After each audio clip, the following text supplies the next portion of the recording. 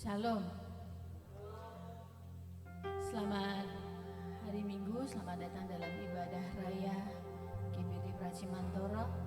Saat kita yang hadir di tempat ini, kita mau datang kepada Tuhan dengan ucapan syukur. Kalau satu minggu ini sudah Tuhan jaga kehidupan kita, Tuhan sudah anugerahkan kesehatan, Tuhan anugerahkan kekuatan dan sukacita tentunya, sehingga pagi ini kita akan siap memuji nama Tuhan. Kita mau datang kepada Tuhan, kita mau sembah Allah yang begitu luar biasa, Allah yang selalu ada dalam setiap kehidupan kita, Allah yang tidak pernah meninggalkan kita. Kami mengucap syukur, kami tinggikan Engkau Tuhan, kami menyembah-Mu Yesus.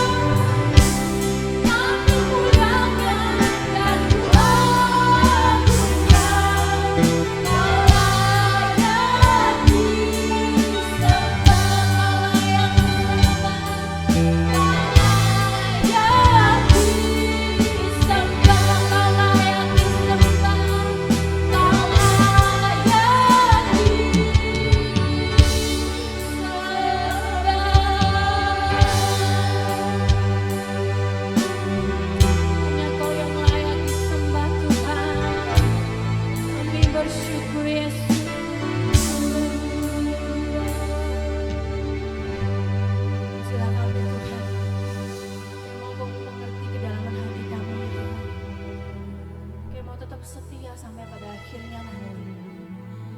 Kami mau tetap didapati, kami tetap memilih Engkau Tuhan sampai kehidupan kami berakhir nanti Tuhan. Kami percaya Tuhan anugerah-Mu yang besar atas kami tidak akan pernah bersudah dalam hidup kami. Dan pagi hari ini Tuhan, kami mau bawa ibadah kami ke dalam tangan-Mu. Biarlah Engkau Tuhan saja yang akan bertatakan setiap pujian kami. Dan biarlah setiap pujian, hormat dan bahkan kemuliaan hanya bagi nama Tuhan semata. Terima kasih Tuhan, kami siap untuk bersorak-sorai bagi nama Tuhan. Kami akan tinggikan nama-Mu sebab Engkau luar biasa. Setiap kita yang percaya kita mau katakan amin. Haleluya, itu kemuliaan bagi nama Tuhan Yesus Kristus. Kita akan bersuka cita, kita akan tetap bangkit berdiri. Kita mau naikkan segala puji syukur hanya bagi-Mu Tuhan. Haleluya.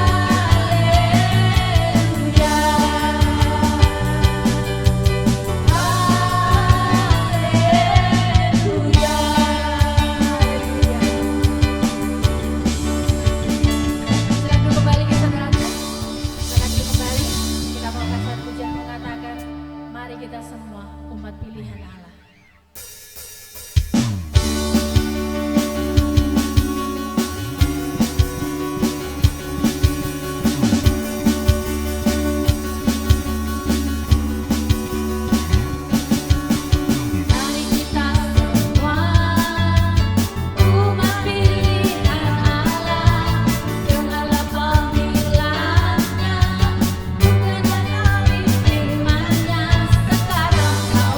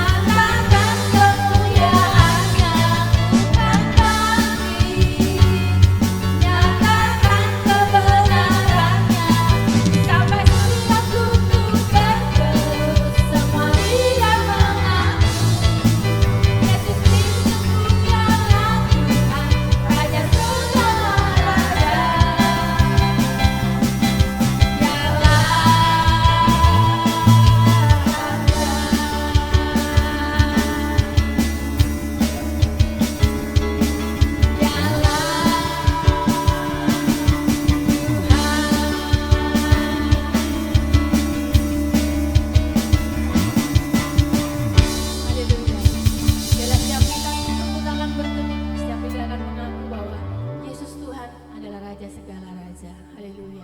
Kita akan berikan yang terbaik bagi Tuhan. Kita akan bawa persembahan kita. Kita mau persiapkan persembahan kita, tapi sebelumnya kita akan berdoa terlebih dahulu. Nanti saya mohon untuk Ibu John Edi pimpin kita dalam doa.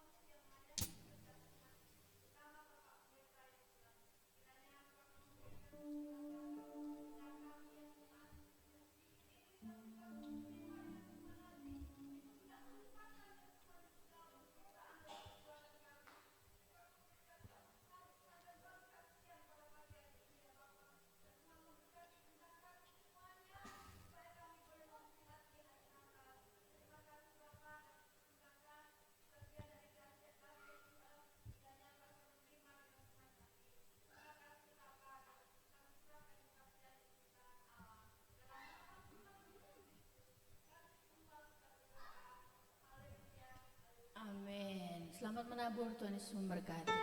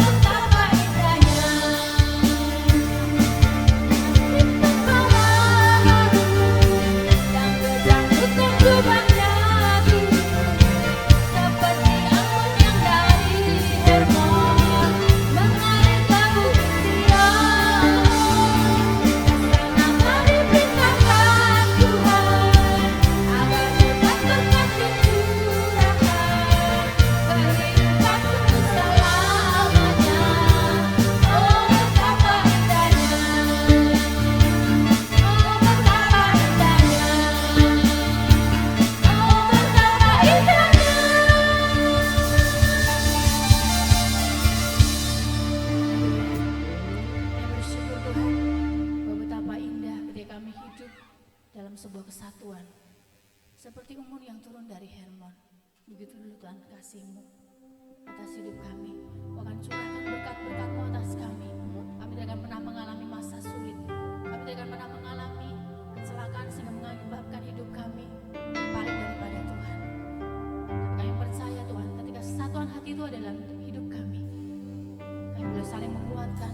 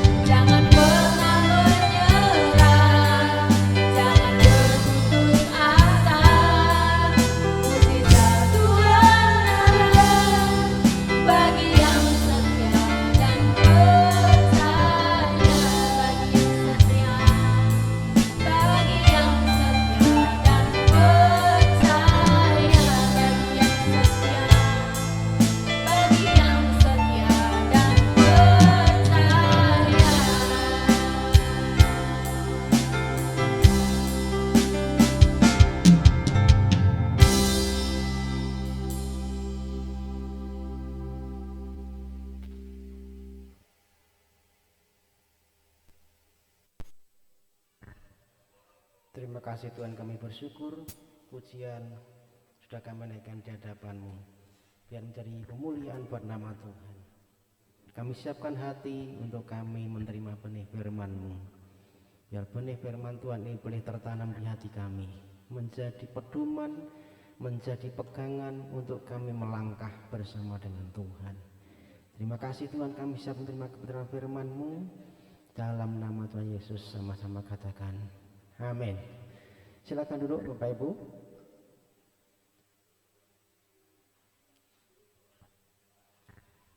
Ya, puji Tuhan, kita sudah menaikkan pujian, syukur di hadapan Tuhan. Dan tiba saatnya kita akan menerima benih firman Tuhan. Bapak Ibu yang dikasihi Tuhan, kita sebagai orang tua tentunya berharap bahwa keturunan kita atau anak-anak kita itu menjadi orang yang berhasil, ya. Orang yang sukses, orang yang diberkati, ya. Kalau bisa jangan sampai menderita, kan begitu, ya. Jangan sampai jadi orang yang gagal dalam hidupnya. Nah, semua kita tentunya berharap, ya, semua berharap bahwa anak-anak menjadi orang yang berhasil tadi. Maka kita akan berikan satu perhatian khusus, ya. Kita akan memberikan kasih, perhatian, apalagi perlindungan mungkin, supaya menjadi orang yang berhasil. Namun demikian bukan cuman perhatian, bukan cuman perlindungan, ya. Tetapi kadang-kadang kita perlu juga memberikan satu teguran. Ya, kadang-kadang kita juga perlu menegur kepada anak-anak kita, ya, supaya menjadi orang yang berhasil. Supaya harapan kita menjadi satu kenyataan, maka kita juga kadang-kadang kita perlu tegur. Kalau ada saatnya menegur, kita harus tegur.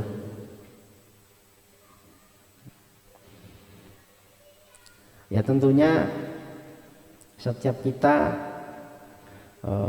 pernah melakukan satu kesalahan, ya, pernah melakukan kesalahan atau pelanggaran, ya, akibatnya tentu kita pasti akan mendapat satu teguran, ya. Kalau misalnya anak-anak sekolah ditegur gurunya, ataupun anak ditegur orang tuanya, ataupun kita dulu mungkin pernah ditegur oleh hamba Tuhan ataupun pemimpin rohani, ya. Nah, itu tujuannya supaya mengarahkan, ya, supaya mengarahkan untuk kebaikan. Nah, dalam kehidupan rohani Bapak Ibu yang dikasihi Tuhan, Tuhan pun bertindak demikian. Di satu sisi Tuhan itu penuh kasih. Tuhan melimpahkan kasih, melimpahkan kemurahan, ya, pemeliharaan, penyertaan, ya, bahkan pertolongan. Ya, namun di sisi lain Tuhan juga kadangkala harus memberi teguran. Katakan amin. Tujuannya apa? Ya, supaya kita terarah. Apalagi kalau kita melakukan pelanggaran itu harus tegur, kan, ya. Jadi Tuhan pun begitu dalam kehidupan rohani, ya. Tuhan perlu menegur kalau kita bersalah, kalau kita tidak sesuai dengan apa yang menjadi maunya Tuhan. Nah, teguran Tuhan terhadap umatnya itu, terhadap kita itu melalui berbagai cara, ya, melalui berbagai cara. Bisa melalui firman, ya, bisa melalui firman, entah itu kita dapatkan dari khotbah, entah kita dapatkan dari membaca Alkitab, entah kita dapatkan dari membaca mungkin brosur dan sebagainya. Yang jelas Tuhan bisa menegur melalui firman. Amin. Bisa melalui firman. Dulu ketika saya ikut bela diri, jadi sebenarnya bukan bela diri, tetapi ilmu batin mungkin, ya. Ketika saya ikut tapak suci itu, ya, saya tidak ngerti firman, saya pokoknya ikut begitu, ya. Nah, bagaimana saya sadar kalau ternyata ini bukan kehendak Tuhan. Saya cuma menemukan satu kertas kayak traktat begitu ya di jalan. Nah, kertas ini mengulas tentang apa? Ilmu tenaga dalam begitu ya artinya. Ya, tentang ilmu panggil arwah dan sebagainya itu diulas. Saya sadar, oh ternyata anak Tuhan tidak diperbolehkan begitu. Ya, bisa melalui berbagai hal. Ya, banyak orang dengan membaca firman bertobat. Banyak orang dengan mendengarkan khotbah bertobat. Ya, melalui firman. Tetapi juga Tuhan bisa menegur kita melalui setiap peristiwa yang terjadi. Setiap masalah yang terjadi, situasi yang terjadi. Apapun kadang Tuhan izinkan untuk menegur kita, oh ini salah, kamu harus balik ke jalan yang benar. Jadi setiap peristiwa kadang Tuhan izinkan sebagai satu teguran untuk kita balik kepada Tuhan, untuk kita kembali ke jalan yang lurus tadi, ke jalan yang benar. Ya, teman saya, teman sekolah saya, ya aktif sekolah minggu, akhirnya ya mengambil keputusan untuk meninggalkan Tuhan perkara jodoh. Karena perkara jodoh dia harus meninggalkan imannya, gitu ya, teman saya. Tetapi ya, saya terus berdoa, berharap memberikan nasihat, ayo kamu harus balik, gitu ya. Setiap pagi saya kirimi ayat, meskipun dia sudah berseberangan, ya. Sampai Tuhan izinkan dia ngalami sakit, gitu ya. Ngalami sakit di kakinya itu bengkak gitu, dan keluar nanah ya di bagian lututnya keluar nanah. Dia sakit itu bertahun-tahun, saya tidak ngerti.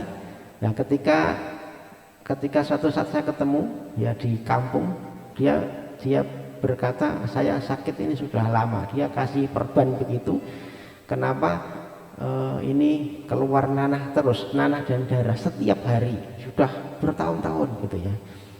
Ya, terus kamu harus balik kepada Tuhan. Ya, mungkin itu teguran ya. Sampai akhirnya Tuhan buat rumah tangganya kacau. Akhirnya dia harus cerai dengan istrinya. Gitu ya.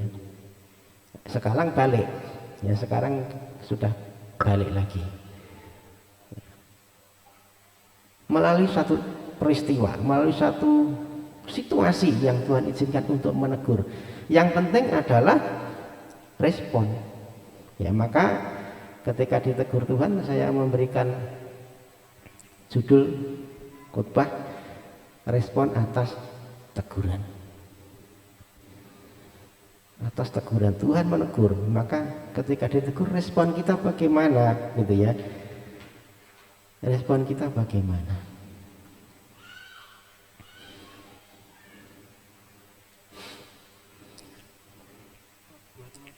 Coba kita buka di dalam 2 Timotius 3 ayat 16. Yang bagian membaca firman bisa dibacakan. 2 Timotius 3 ayat yang ke-16. Segala tulisan yang diilhamkan Allah memang bermanfaat untuk mengajar, untuk menyatakan kesalahan, untuk memperbaiki kelakuan, dan untuk mendidik orang dalam kebenaran. Iya. Segala tulisan yang diilhamkan Allah.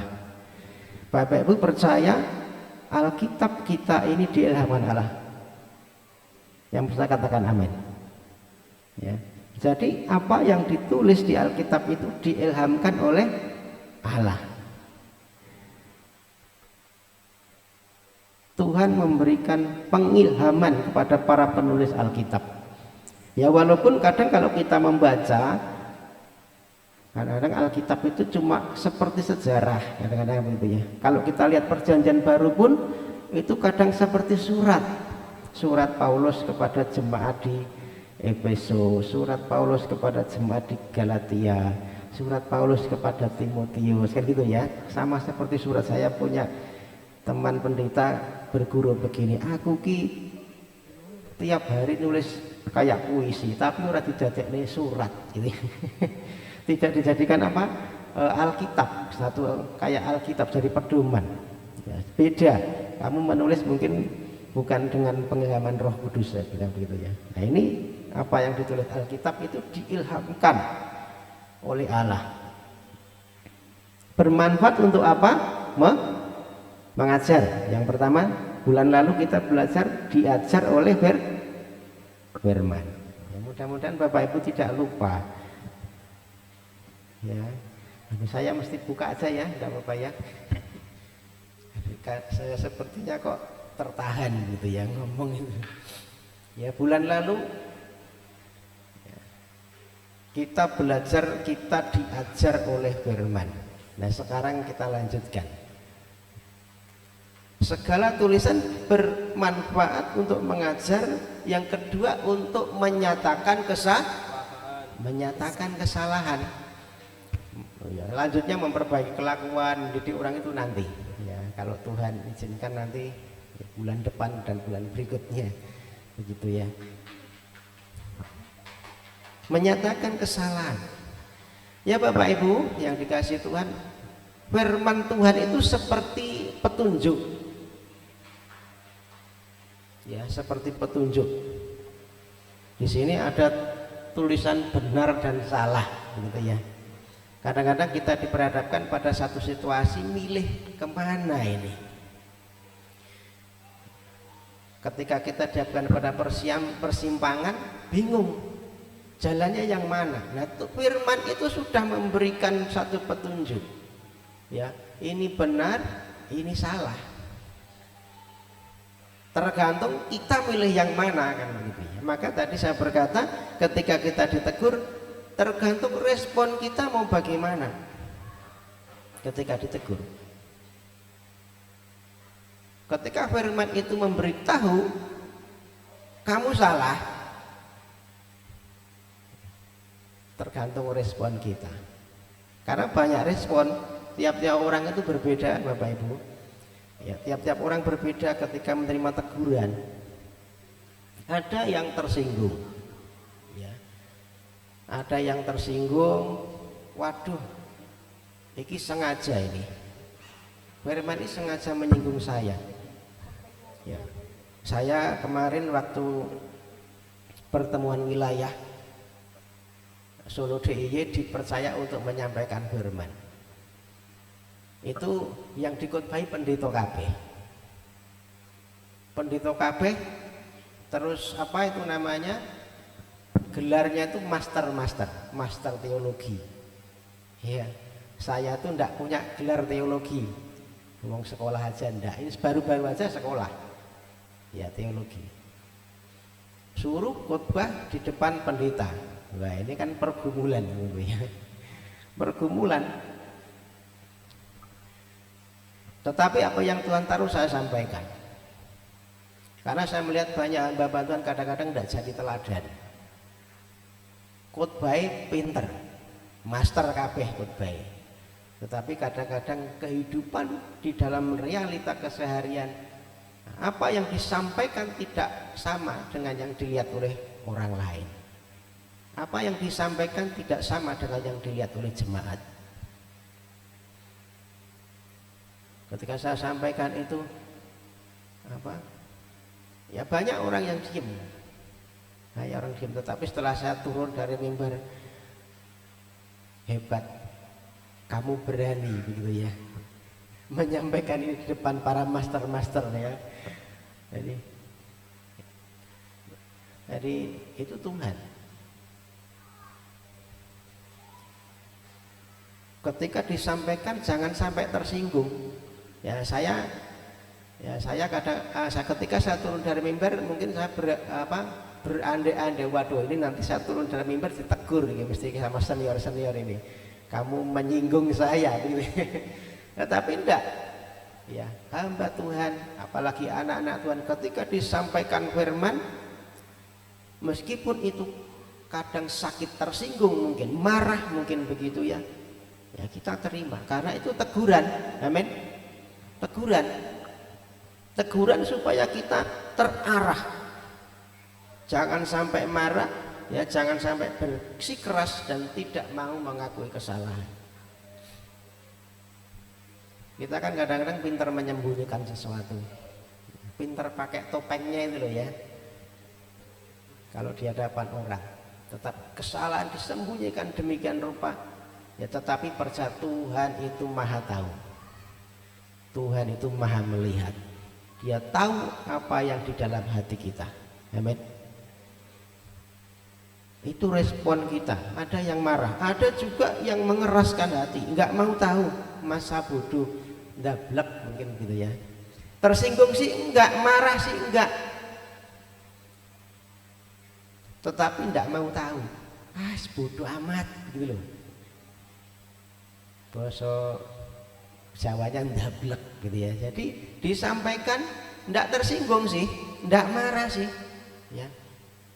Tetapi dablek, keras hati. Hati-hati kalau sudah keras hati. Hatinya membatu gitu ya. Itu mau dia apapun ya, kalau sudah memang keras hati ya tidak bisa, mental. Mau kasih firman apapun kalau sudah keras hati ya bodoh amat gitu ya. Nah, jangan sampai kita pagi hari ini yang mendengar firman, jangan sampai menjadi orang yang keras hati. Biarlah hati kita lembut ya, ketika ditaburi firman, firman itu boleh menyatakan kesalahan kita. Amin. Harapan Tuhan ketika kita ditegur firman, kita terima itu dengan lapang dada, dengan hati yang lembut. Oh iya Tuhan, saya memang salah, saya memang begini, harus bertobat gitu ya. Ketika firman itu menyatakan kesalahan, kita harus terima. Nah, dari pihak Tuhan, Bapak Ibu yang dikasih Tuhan, teguran itu selalu bersifat mulia. Selalu bersifat mulia. Maksudnya baik. Di dalam kemah suci ya, ada namanya pelita atau kandil gitu ya. Ada namanya pelita atau kandil.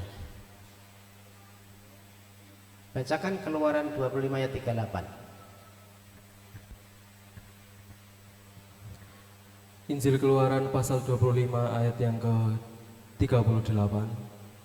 Sepitnya dan penandahnya haruslah dari emas murni. Sepitnya dan penadahnya harus dari emas murni. Jadi yang namanya pelita atau kandil ini ya, mangkokannya itu ya, untuk tempat lilinnya itu, penadahnya itu ya, itu dari emas. Kemudian imam itu juga diperlengkapi, imam yang mengurus ini di kemah suci ini diperlengkapi dengan sepit. Sepit itu apa? Kayak japit gitu ya. Itu juga dari emas murni. Tujuannya apa? Jadi ketika dinyalakan, lilin dinyalakan, pastikan ada kotoran. Ada kotorannya. Ada kotoran, sisa-sisa dari pembakaran itu ada, kayak kalau kita menghidupkan lilin kan pasti ada lelehannya begitu ya, ada kotorannya. Nah, caranya membersihkan dengan apa? Dengan disepit. Ya, kotoran ini akan tertampung di penadah. Di penadahnya itu. Nah, imam dia harus membersihkan dengan sepit. Ini bicara tentang apa? Sepit itu kan sakit. Ya, sama-sama kalau kita dicubit itu ya, sakit. Ini bicara tentang teguran ya. Walaupun sakit tetapi mulia. Emas itu mulia. Emas itu logam yang mulia ya. Jadi walaupun sakit itu tujuannya mulia. Muatannya itu kasih. Amin. Ketika Tuhan menegur, ketika Tuhan menyepit kita gitu ya istilahnya, kalau dengan bahasa tabernakel ya, kemah tabernakel ini, walaupun sakit itu tujuannya mulia, tujuannya baik, katakan amin. muatannya kasih. Nah, kita kan melihat banyak orang itu menegur, bener sih, kelakuannya memang begitu, salahnya sih memang begitu. Tetapi tujuannya adalah untuk menjatuhkan. Tidak ada muatan kasih di situ. Tujuannya mungkin balas dendam, mungkin gitu ya. Dikoreksi, wah dikoreksi terus, ini salahnya begini, salahnya begini. Tetapi tujuannya bukan untuk membuat dia baik, tapi justru untuk menjatuhkan. Nah, itu manusia. Mengoreksi, menegur, tetapi tujuannya untuk menjatuhkan. Tetapi Tuhan tidak begitu. Ketika Tuhan mengizinkan sesuatu dikoreksi, dicapit tadi ya, tujuannya mulia, tujuannya baik. Amin. Tujuannya baik.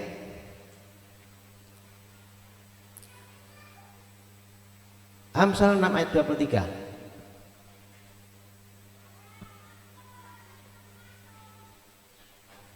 Injil Amsal pasal yang ke-6 ayat yang ke-23. Karena perintah itu pelita dan ajaran itu cahaya, dan teguran yang mendidik itu jalan kehidupan. Karena perintah itu pelita, ajaran itu cahaya, dan teguran yang mendidik itu jalan kehidupan. Perintah itu pelita. Pelita itu tujuannya apa? Untuk menerangi, betul? Lilin itu untuk menerangi, supaya kita tahu, ya tahu jalannya. Coba bayangkan kalau kita suatu saat ruangan ini padam lampunya malam hari, ya pasti kita tidak tahu apa-apa. Tetapi ketika ada pelita yang menerangi, kita jadi ngerti, kita jadi tahu. Jadi pelita itu untuk menerangi. Kemudian cahaya itu, ajaran itu seperti cahaya. Cahaya itu mengarahkan. Seorang sniper itu kalau mau membidik sasaran, ada namanya alat bantu yang namanya sinar inframerah, infrared. Ya. Jadi sinar ini tidak mungkin belok-belok. Cahaya itu, ya, sifat cahaya itu pasti lurus dari satu titik ke titik ke sana. Tidak mungkin belok-belok begitu ya. Tidak ada cahaya belok-belok ya. Maka sniper itu diperlengkapi alat ya, untuk membidik tepat sasaran, lurus, mengarahkan supaya tepat sasaran. Nah, ajaran itu seperti cahaya yang mengarahkan, nah, supaya kita tidak tersandung, supaya kita tidak tersesat, begitu ya. Itu ajaran dari firman Tuhan, mengarahkan kita.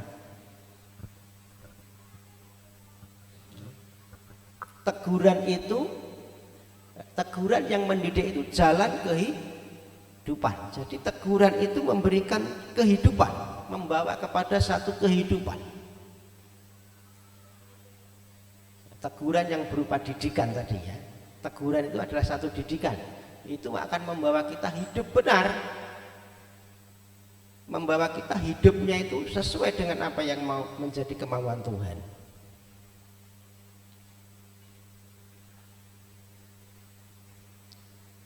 Kadang-kadang kita mesti dibenturkan ya ketika mendapat didikan Tuhan. Bileam itu ya ketika sudah diperingatkan Tuhan, ditegur Tuhan, jangan kamu memberkati orang Filistin itu, tetapi tetap nekat gitu ya. Dia tetap jalan gitu ya. Tetap jalan, akhirnya keledainya ini ditemui oleh malaikat dan dipepetkan ke tembok, kan ceritanya ya. Jadi ketika kita ditegur kadang-kadang harus seperti dipepet ke tembok. Tujuannya supaya tahu, oh ini salah, balik lagi, begitu ya. Nah, firman itu seperti tembok ini yang membatasi kita. Ketika kita mau melakukan sesuatu dan kita diingatkan oleh satu firman, wah ini tidak boleh, ya, ini tidak boleh, seperti dipepet tadi, harus kembali. kembali ke tengah, jangan sampai kita dipepet, jangan sampai kita dibenturkan. Nah kadang-kadang kita tuh sifat manusia itu perlu dibenturkan supaya sadar kan gitu ya. Kalau cuma diperingatkan aja kadang-kadang waduh enggak, belum sadar, tetapi kalau sudah dibenturkan nah, baru sadar gitu ya. Itu tetapi baik juga kalau memang itu kehendak Tuhan, perlu dibenturkan supaya kita sadar, supaya kita mengerti kesalahan kita. Kata mendidik di sini, teguran yang mendidik itu dalam bahasa aslinya itu seperti begini, seperti seorang ayah yang mendidik anaknya. Ya, karena memang ada berbagai macam bahasa kata mendidik itu, ada yang seperti hukuman, benar-benar dihukum karena salah, tetapi yang dipakai di sini seperti orang mendidik anaknya. Ibarat orang tua itu kalau anaknya nakal perlu dijewer, kan begitu ya, perlu kadang dicubit. Ya, anak saya seringkali dicubit sama mamahnya. Ya, kalau salah cubit sama mamahnya sampai merah, gitu ya, sampai nangis begitu ya. Ya, tetapi apakah ketika ibunya mencubit ini dengan satu niat kejahatan? Tentunya tidak. Supaya anak ini ngerti, supaya anak ini sadar kamu salah, tidak boleh begini, gitu ya. Itu muatannya kasih. Nah, kata mendidik itu begitu.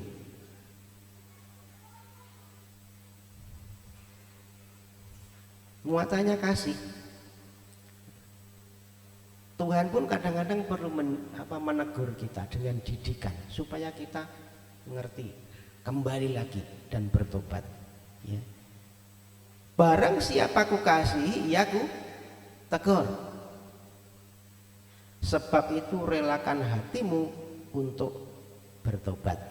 Gitu ya. Kita Wahyu.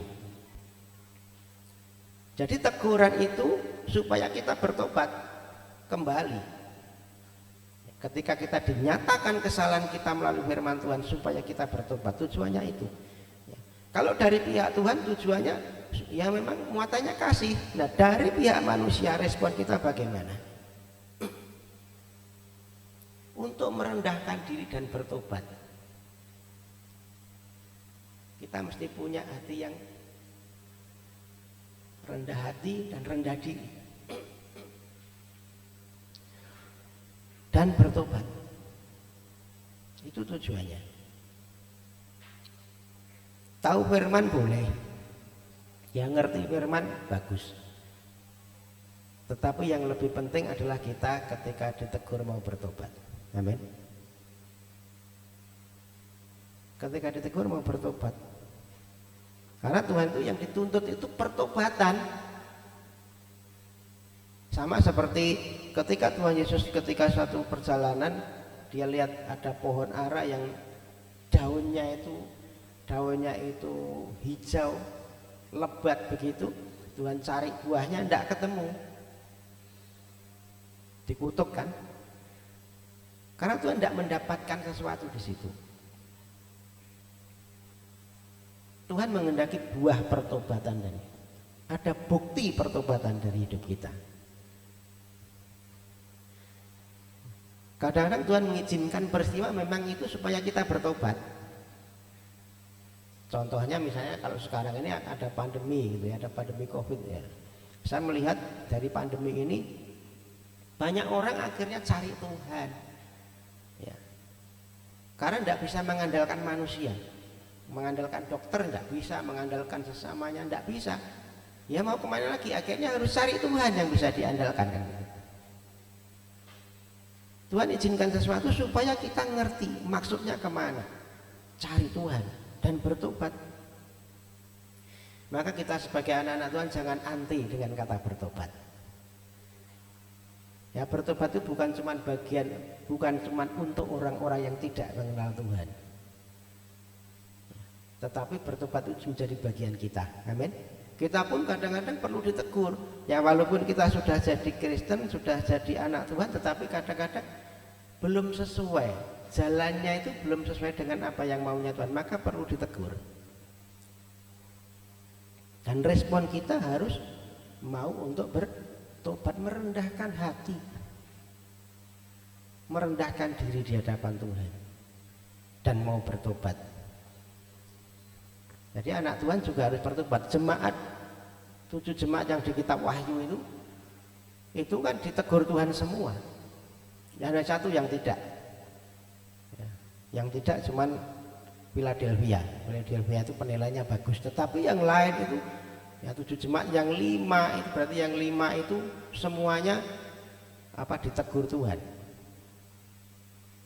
Apalagi yang jemaat Laodikia, ya kamu suam-suam kuku, tidak panas tidak dingin, itu teguran. Dan jemaat Laodikia ini akhirnya hancur. Ya hidup kita anak-anak Tuhan, gereja Tuhan, kalau tidak mau mendengarkan teguran Tuhan pasti hancur. Hancur pasti. Maka buka hati, ya. Rendahkan diri, buka hati untuk teguran Tuhan. Yang penting adalah respon kita, ya. Bertobat, mau bertobat, ya.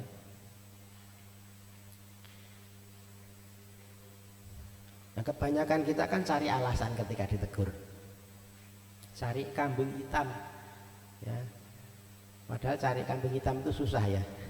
Adanya kambing warna coklat ya, putih ya. Cari kambing hitam. Adam dan Hawa ketika ditegur Tuhan, ya, ketika Adam ditegur, yang disalahkan istrinya kan ya. Cari alasan itu, ya. Manusia yang kau tempatkan di sisiku itu yang membujuk saya. Ya, istrinya ditegur, kenapa kamu melakukan itu? Ular itu yang memperdaya. Jadi saling menyalahkan. Itu kan kenyataannya begitu. Kalau kita kadang-kadang ditegur pun kan, istriku itu loh, nanti istrinya nyalahkan siapa meneh, gitu ya. Orang lain saling menyalahkan. Itu sifat manusia begitu. Ketika ditegur menyalahkan. Saul ketika ditegur Tuhan, ya, ketika suatu saat ada mau ada terjadi peperangan, Saul ini mau mempersembahkan kurban buat Tuhan. Nunggu Samuel tidak datang-datang. Ya.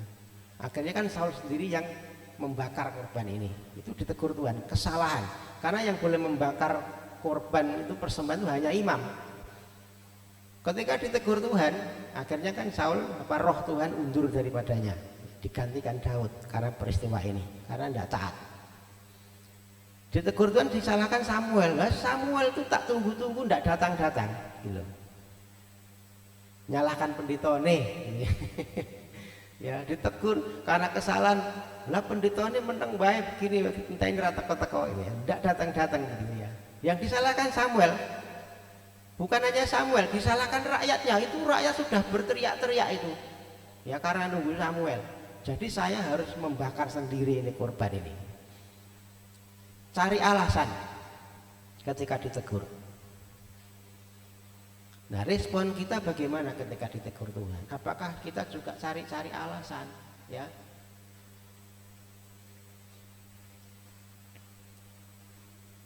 Yang betul adalah begini, menerima teguran itu tanpa alasan. Ya enggak usah beralasan begini begitu. 2 Samuel 12 ayat 1.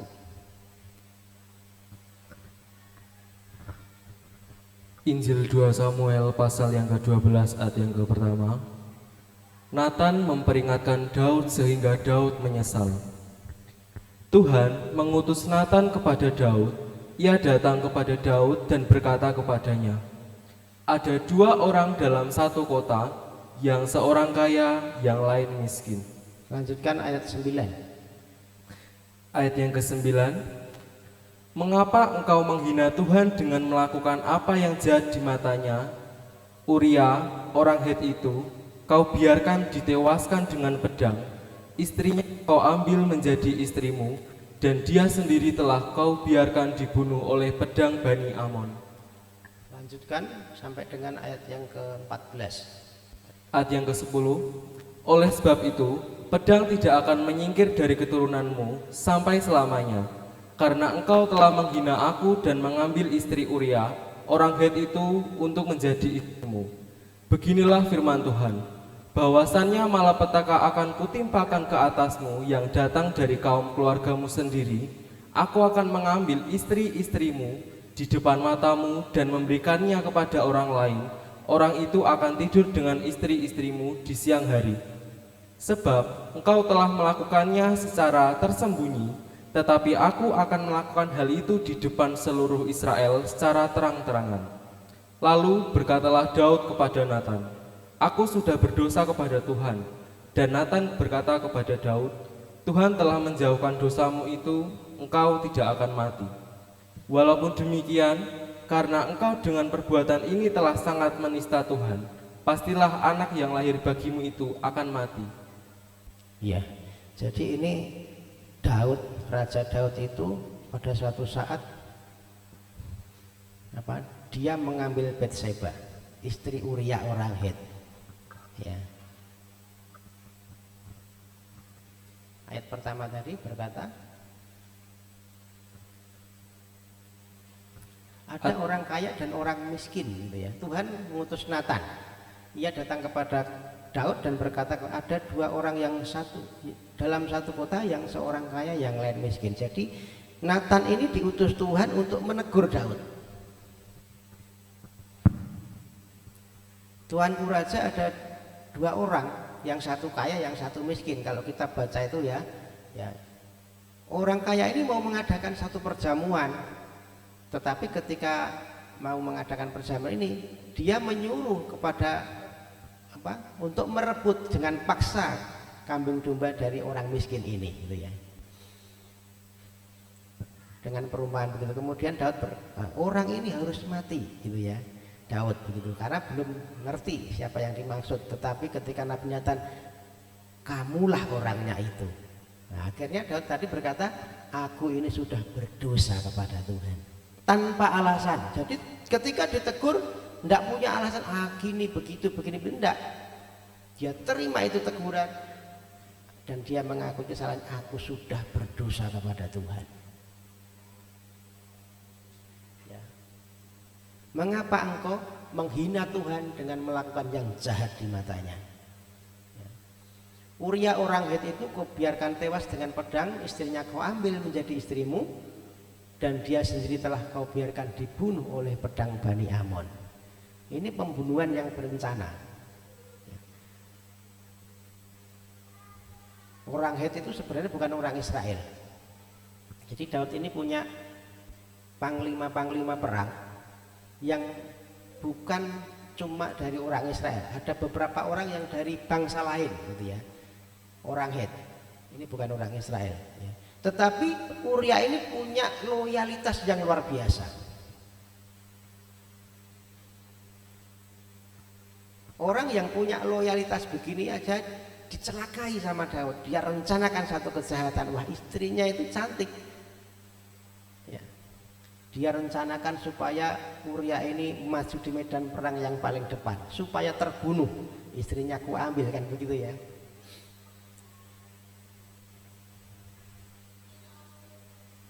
Ini karena apa? Karena ya zona nyaman Daud itu sudah begitu nyaman. Disebutkan kalau kita membaca dalam kisah itu waktunya raja-raja berperang, gitu ya.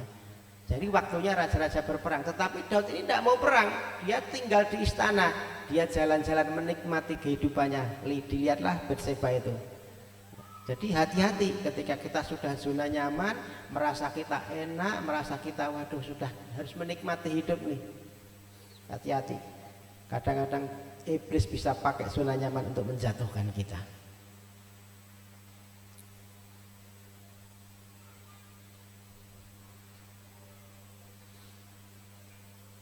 Dan perbuatan ini menghina Tuhan, jahat di mata Tuhan disebutkan.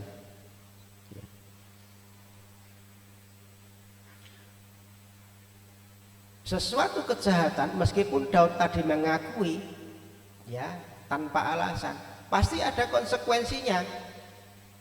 Apa konsekuensinya? Pedang tidak akan menyingkir dari keturunanmu sampai selamanya. Kalau kita lihat nanti sejarahnya, ya keturunan Daud pasti perang, perang saudara lah, ya perang antar anaknya gitu ya. Terjadi peperangan, pedang tidak akan menyingkir karena engkau telah menghina aku, ya, dan mengambil istri Uria. Malapetaka akan kutimpakan ke atasmu.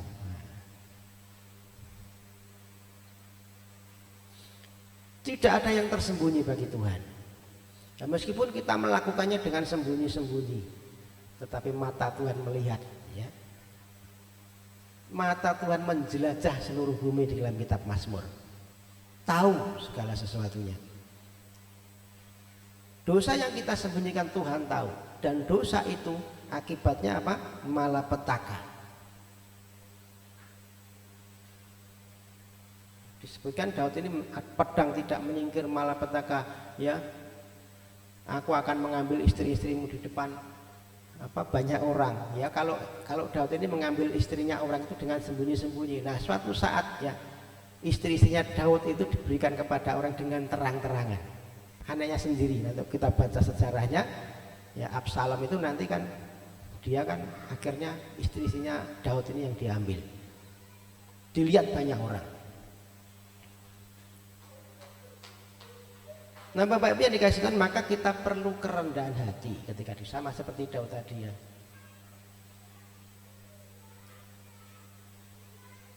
Aku sudah berdosa kepada Tuhan. Terima teguran itu. Bertobat. Nah, tanda kerendahan hati adalah kita menerima teguran Tuhan itu tanpa alasan. Tanpa alasan, minta ampun, bertobat. Ya, meskipun ada konsekuensinya, ya. Kalau kita lihat tadi anak hasil persalinan tadi mati gitu, ya. Ada konsekuensinya. Karena memang kesalahan itu dituntut sama setan. Diampuni tetapi kesalahannya tetap dituntut. Ya, maka ada konsekuensinya. Kalau sekarang kita mengalami sesuatu, cobalah kita introspeksi diri. Adakah sesuatu ini ada merupakan teguran dari Tuhan? Ya, supaya kita balik. Jangan sampai kita disebutkan tadi menista, perbuatanmu itu sangat menista Tuhan. Jangan sampai kita menista Tuhan. Ya, banyak dari hidup orang-orang Kristen itu menista Tuhan melalui perbuatannya. Tidak jadi terang, tidak jadi garam. Itu menista Tuhan.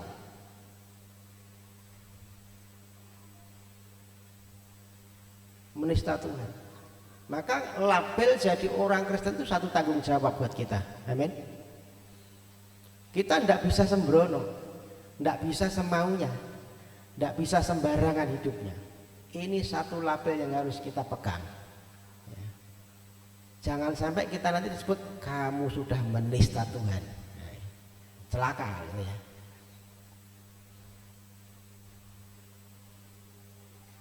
Tanggung jawab buat kita, ya. Jangan sampai kita menista Tuhan. Dengan perbuatan kita, dengan tingkah laku kita, dengan mungkin perkataan kita, ya, yang menyakitkan, yang membenci orang, tidak mau mengampuni, itu menista dengan perbuatan kita. Nah, maka Bapak Ibu yang dikasih Tuhan, ikut Tuhan itu kita mesti ikut jalan salib. Jalan salib itu jalan didikan Tuhan, jalan teguran Tuhan. Diajar untuk menyangkal diri. Katakan amin. Ini perlu pengorbanan. Menyangkal diri itu. Tidak kadang-kadang ya tadi perlu kita mesti kadang-kadang sakit gitu, ya. Kadang-kadang mesti tidak enak di perasaan, itu menyangkal diri. Jadi kalau kita cuman suka mendengarkan firman yang isinya itu berkat. Nah, ini bahaya. Ini tidak mendidik. Saya berkata tidak mendidik, ya. Nah, kita sekarang banyak gereja-gereja juga pokoknya berkat ikut Tuhan, diberkati, masalahmu selesai, ayo. Orang senang memang, dan itu jemaatnya banyak gitu, ya. Suka. Tetapi Tuhan mendidik kita melalui jalan salib. Ada berkat tetapi juga ada teguran. Amin. Ada berkat tetapi juga ada didikan Tuhan. Yang namanya didikan dan teguran itu tidak enak. Jadi ajaran yang sehat itu selalu berisi teguran, bukan cuma berkat. Ya. Nah pagi ini Bapak Ibu yang dikasih tidak saya perpanjang, bahwa bila saat ini kita menerima teguran Tuhan dalam bentuk apapun ya, yang Tuhan izinkan saat ini terjadi dalam hidup kita, belajar untuk tetap mengucap syukur. Amin. Tetap mengucap syukur, karena setiap teguran itu pasti mendatangkan kebaikan bagi kita. Tujuannya mulia, ya. Tujuannya mulia, tujuannya baik, membuat hidup kita itu lebih baik, dimurnikan iman kita. Dan ketika Tuhan menegur itu justru bukti bahwa Tuhan itu mengasihi kita, ya, supaya kita tidak tersesat. Sama seperti cahaya tadi ya. Supaya kita lurus, tidak tersesat. Ya, karena Tuhan pasti mendidik orang-orang yang diakuinya sebagai anak. Ya, sama seperti kalau kita mendidik anak kita. Ya, kita pun adalah anak Tuhan yang Tuhan juga pasti mendidik kita. Pasti mendidik kita. Kalau kita mengaku sebagai anak Tuhan, ya relakan hati untuk kita dididik dan ditegur Tuhan.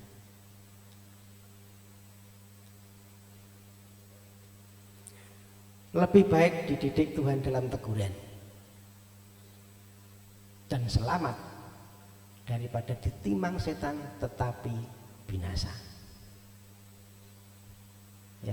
Ya mungkin kalau dibiarkan aja kita enak, tetapi ujung-ujungnya kan binasa. Nah mendingan sekarang ditegur Tuhan, dididik Tuhan tetapi selamat, daripada ditimang-timang setan, ditokno aja, ya dibiarin aja tetapi binasa. Amin. Jadi kalau sekarang kita diingatkan dengan firman, ditegur melalui firman Tuhan, ya buka hati, relakan hati dan bertobat. Amin. Puji Tuhan, itu yang boleh saya sampaikan pagi hari, saya tidak perpanjang.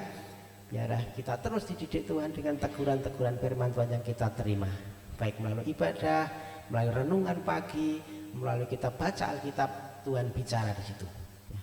Karena ibadah karena firman Tuhan itu bermanfaat dalam segala hal, ya, untuk mengajar, dan yang sekarang adalah untuk menyatakan kesalahan kita, mendidik kita. Puji Tuhan, Tuhan Yesus memberkati. Amin. Saya serahkan kepada Pak.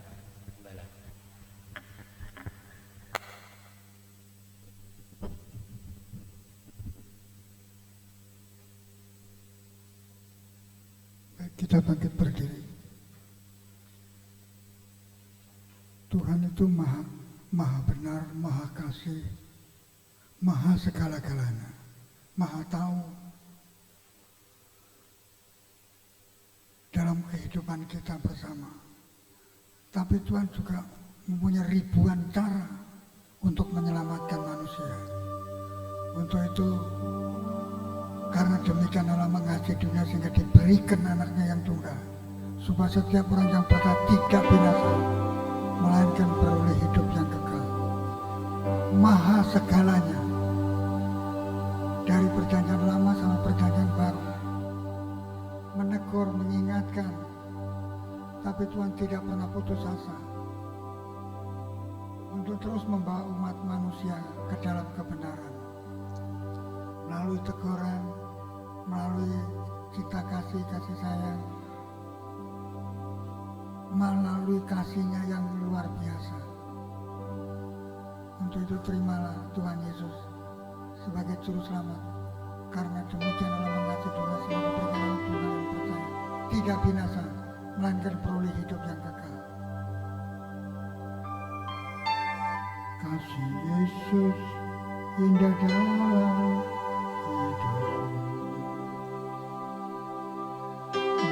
menghiasi hati dan jiwaku. Tak dapat hidup tanpa kasih-Mu, Tuhan. Pegang tanganku di sepanjang jalanku.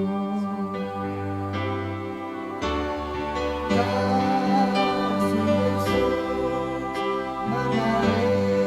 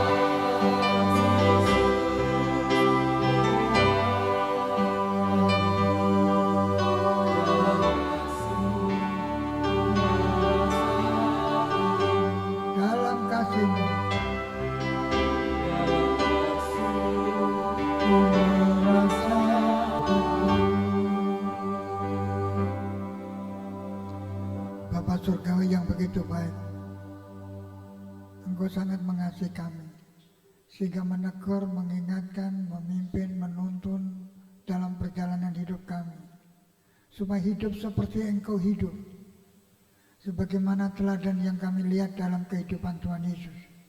Selalu berbuat baik dan tidak pernah berbuat salah, tidak pernah berdosa, tapi terus dalam kebenaran.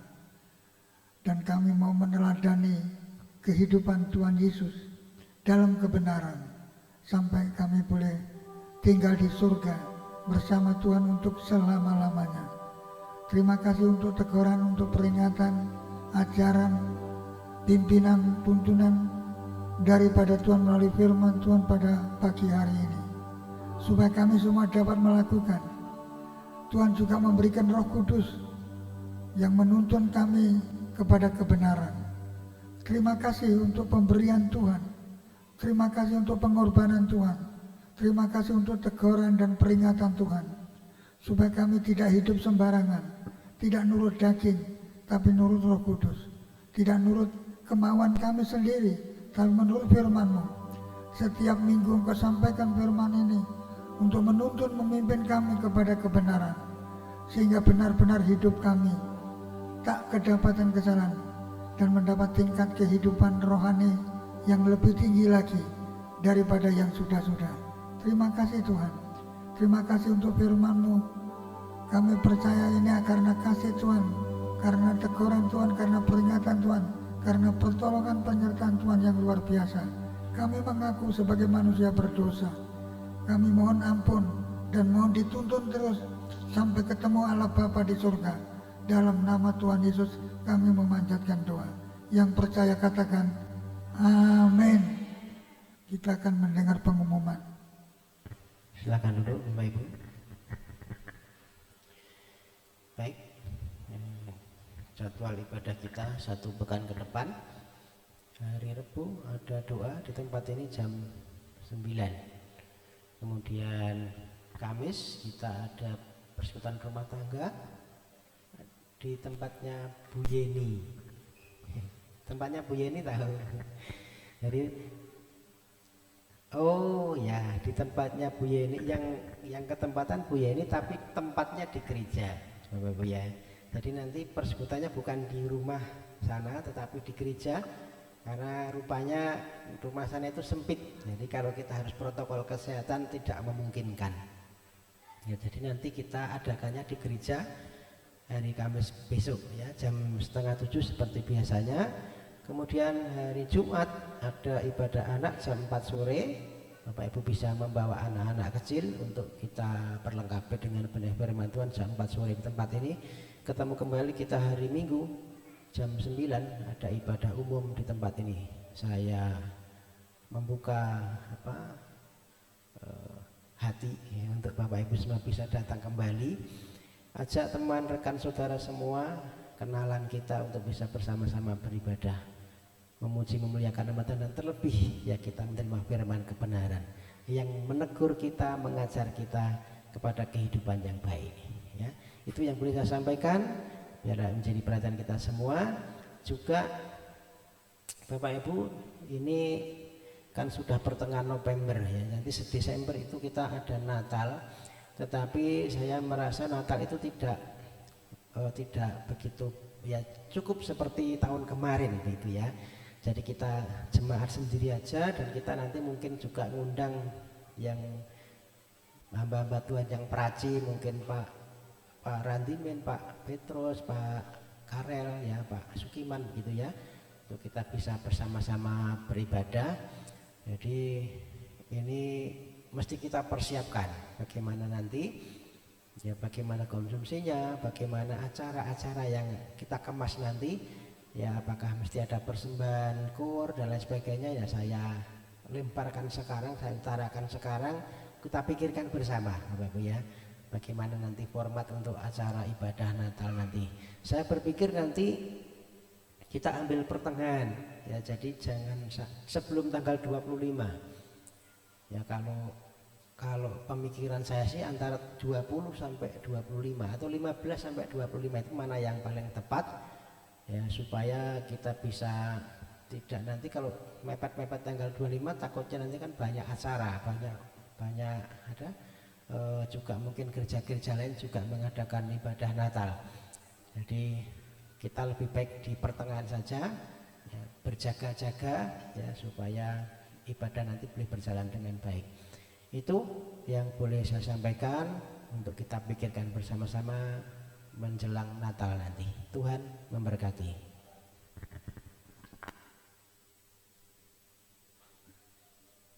Mari kita akan menerima berkat Tuhan. Pulanglah dan terimalah berkat rahmat dari Bapa, cinta kasih dan kasih sayang dari Tuhan Yesus melalui persekutuan Roh Kudus menyertai kita, memberkati kita dalam kehidupan di dunia sampai ke surga. Pulanglah dan terimalah berkat ini dalam nama Tuhan Yesus kami